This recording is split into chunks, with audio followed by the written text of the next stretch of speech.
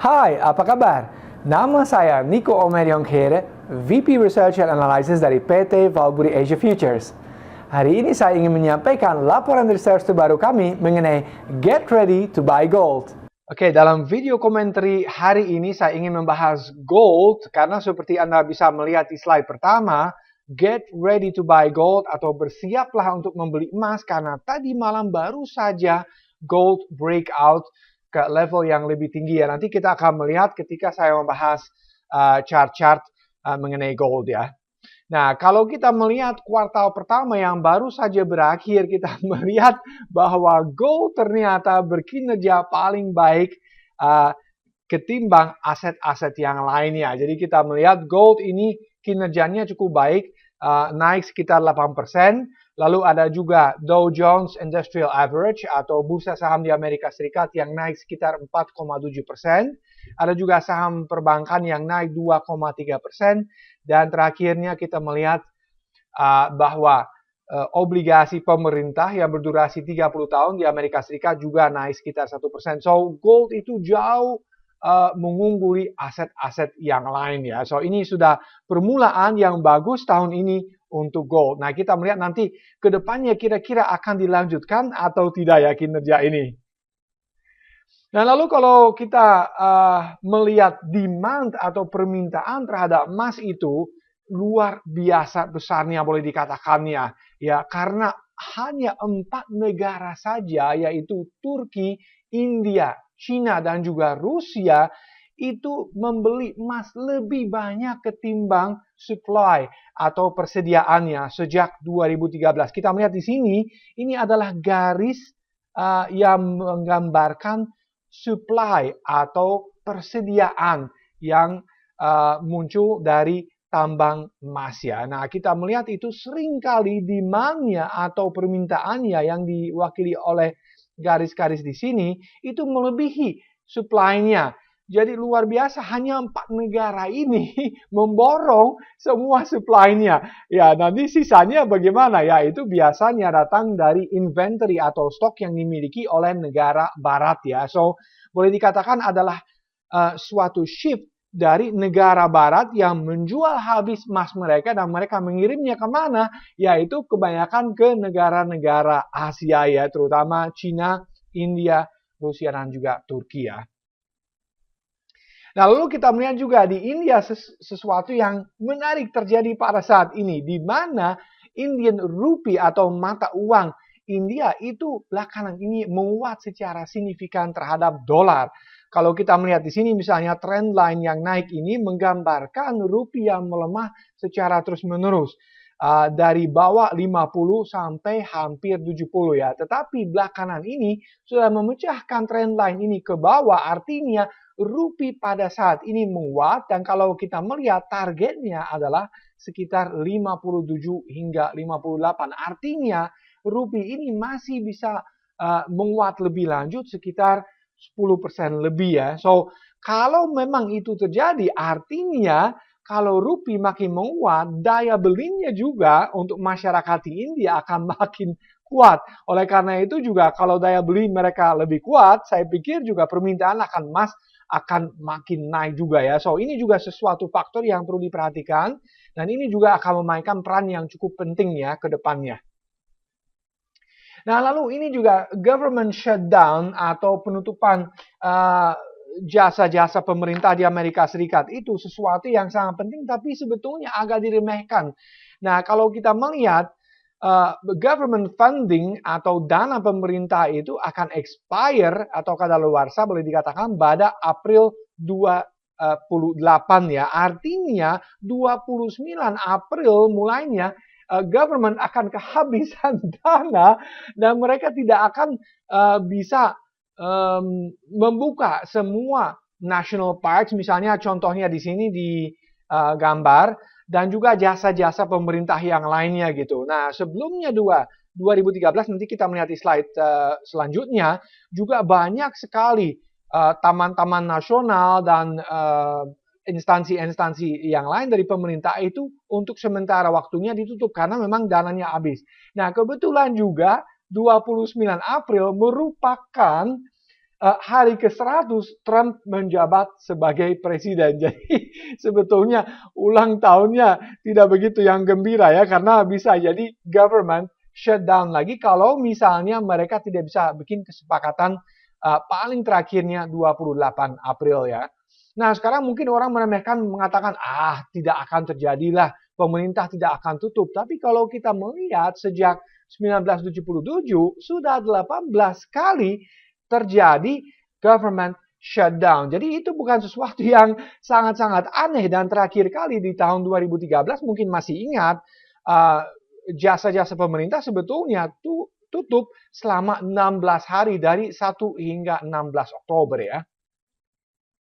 Nah, lalu saya melihat implikasinya sebetulnya cukup besar. Kenapa demikian? Karena kalau makin banyak investor besar kehilangan kepercayaan terhadap pemerintah Amerika Serikat dan sebagai akibatnya juga terhadap obligasi pemerintah yang diterbitkan oleh pemerintah Amerika Serikat, nah mereka mungkin lama-kelamaan akan shifting ke aset yang lain yang disebut safe haven. Dan saya yakin kalau Anda mendengar safe haven, Anda pasti tahu apa yang saya maksudkan. Itu gold dalam hal ini ya. So, kita melihat juga belakangan ini mulai boleh dikatakan 2008 ketika terjadi global financial crisis yang mulai di Amerika Serikat ya dengan subprime mortgage dan sebagainya.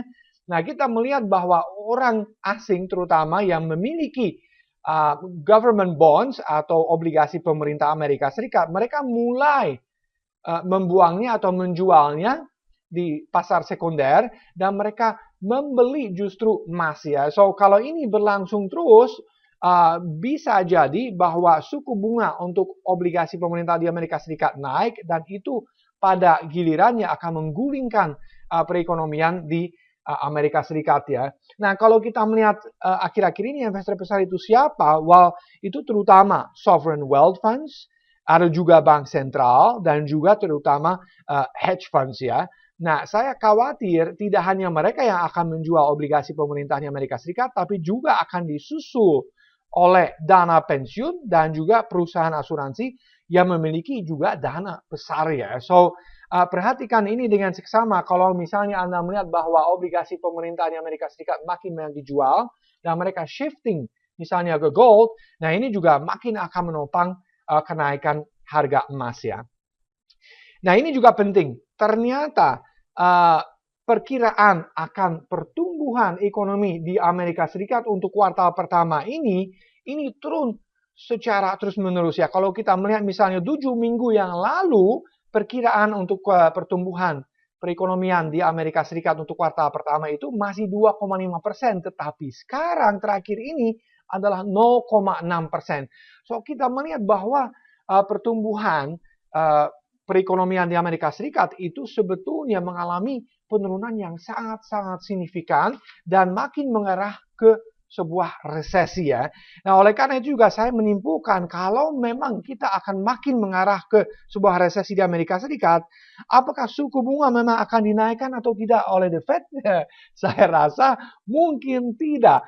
Ya meskipun mereka mengatakan apakah akan menaikkannya 3 bahkan hingga 4 kali tahun ini, saya rasa setelah dinaikkan pada bulan Desember tahun yang lalu dan juga bulan Maret tahun ini bisa jadi bahwa mungkin mereka hanya bisa menaikkannya 1 kali lagi mungkin bulan Juni atau September dan setelah itu mereka harus menahan diri karena perekonomian memang sangat-sangat lemah ya.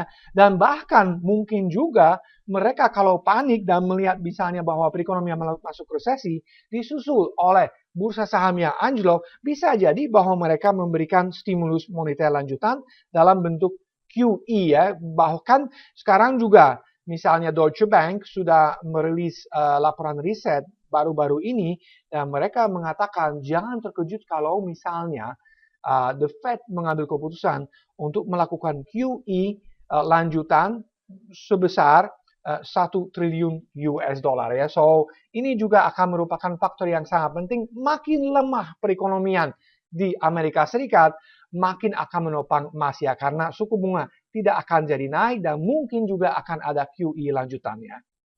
Nah, lalu ini juga tentunya pemilu presiden di Prancis yang akan diselenggarakan pada 23 April nanti, ini juga diperhatikan dengan seksama oleh pelaku pasar. Kenapa demikian? Karena ada dua kandidat yang sama-sama kuat dalam polling terakhir ini, yaitu Macron yang punya 24% kemungkinan dari suara, dan juga Marine Le Pen yang juga punya suara kemungkinan sekitar 24%. Tetapi yang penting di sini adalah bahwa kalau misalnya Le Pen terpilih sebagai presiden di pemilu di Prancis, bahwa dia telah mengatakan dia akan meninggalkan euro dan akan mengadakan referendum untuk melihat apakah masyarakat di Prancis setuju untuk keluar dari euro atau tidak. Nah, tentunya ini juga akan menimbulkan ketidakstabilan di Uni Eropa. Dan kalau misalnya mereka meninggalkan euro, itu juga jangan-jangan nanti banyak negara yang lain juga akan mengikuti langkah yang diambil sama Prancis ya. So, perhatikan ini juga dengan seksama. Putaran pertama dari pemilu adalah 23 April dan putaran kedua adalah 7 Mei. Jadi sangat-sangat dekat dengan waktu sekarang ya. Nah, lalu tentunya juga faktor geopolitik juga mulai bermain. Kita melihat kemarin Syria dibom oleh Amerika Serikat dan langsung ditangkapi oleh pasar emas ya, di mana harga emas itu naik sampai sekitar 12,73 ya. Nah, kemarin juga ada berita lagi tadi malam bahwa Korea Utara juga mulai makin tegang situasinya, di mana China sudah menempatkan tentara sekitar 150.000 orang di perbatasan dengan Korea Utara, dan juga Amerika Serikat akan mengirim kapal-kapal tempur ya ke sana gitu. So, saya melihat juga ini juga tentunya akan menopang harga emas karena makin banyak ketidakpastian secara geopolitis itu makin bagus untuk harga emas biasanya ya. So, oleh karena itu juga tadi malam juga kita melihat emas benar-benar breakout setelah berita ini muncul mengenai Korea Utara ya. Nah, sekarang dolar juga tentunya kita selalu memperhatikan apa yang terjadi dengan US dollar, karena makin kuat US dollar makin lemah emas biasanya, dan sebaliknya ya. Nah, sekarang sebetulnya dolar itu agak bingung ya, tidak tahu mau kemana gitu. Kalau kita melihat stok sebetulnya di antara moving average 200 hari yang berada di sekitar 99,70 pada saat ini, dan downtrend line di sini yang merupakan resistance tentunya pada saat ini di sekitar 101,50. So we will see beberapa hari ke depannya kira-kira dolar akan kemana. Nah, pagi ini ketika video ini dibuat, dolar berada di level 100,70. So pas di tengahnya ya, di antara 101,50 sebagai resistance dan 99,70 sebagai supportnya untuk saat ini ya. Apabila misalnya dolar nanti breakout ke atasnya, bisa jadi pergerakan harga emas sedikit tertahan, namun kalau misalnya break ke bawahnya, tentunya ini akan makin menopang harga emas ya. Dan terakhirnya kita melihat grafik emas itu sendiri. Nah, ini menarik sekali dari segi Elliott Wave Theory. Kita melihat emas telah menyelesaikan wave satu naik dari sekitar 1045 yang tercapai bulan Desember 2015 ke sekitar 1377. Nah, ini wave satu yang tentunya terdiri dari wave 1, 2, 3, 4, dan 5. Lalu kita turun di wave 2, A, B, dan C. Dan sekarang kita sedang membentuk wave 3 naik. Nah, wave 1 telah selesai. Wave 2 juga. Tadinya saya pikir mungkin akan satu koreksi lagi ke sekitar 1180 sampai 1220.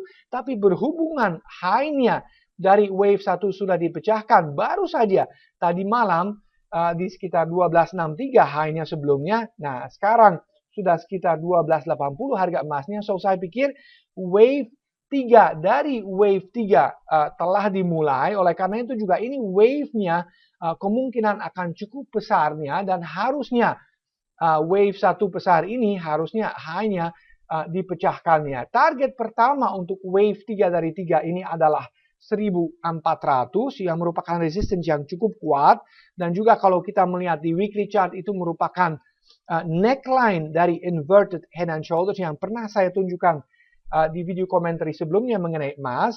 Lalu kalau ini pecah 1400, harusnya dengan mudah sekali kita melanjut naik ke sekitar 1500 sampai 1550 ya, yang merupakan support sebelumnya yang sekarang akan berfungsi sebagai resistance ya. Nah, terakhirnya saya ingin mengakhiri video komentar ini dengan quote atau kutipan dari John Embry yang merupakan analis terkenal juga mengenai emas. Nah, dia mengatakan, at this point, investors have to be very patient and be heavily invested in real assets, the best of which are gold and silver bullion and the shares of the mining companies which extract them.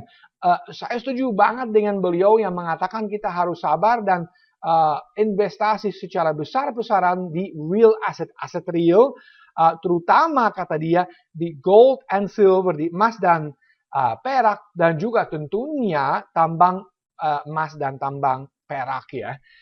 Pure paper assets with counterparty risks must be avoided at all costs ya. Kalau misalnya aset kertas seperti misalnya saham-saham secara umum dan juga obligasi pemerintah secara umum ya, saya tekankan pemerintah karena saya melihat banyak negara terutama negara barat itu mengalami masalah besar sekali dengan utang ya, di mana misalnya Amerika Serikat contohnya aja mempunyai utang yang paling besar di dunia yaitu 20 triliun US dollar pada saat ini ya.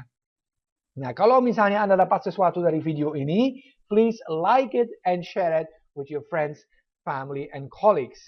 Jadi, untuk merangkum kembali berhubungan harga emas baru saja tadi malam breakout level tertinggi sebelumnya di sekitar 1263 yang merupakan level tertinggi dari wave pertama, dari wave 3. Kemungkinan besar saya menyimpulkan bahwa sekarang kita berada di wave 3 dari wave 3. Dan seperti mungkin Anda sudah tahu, wave 3 dari wave 3 itu biasanya wave yang lumayan besar.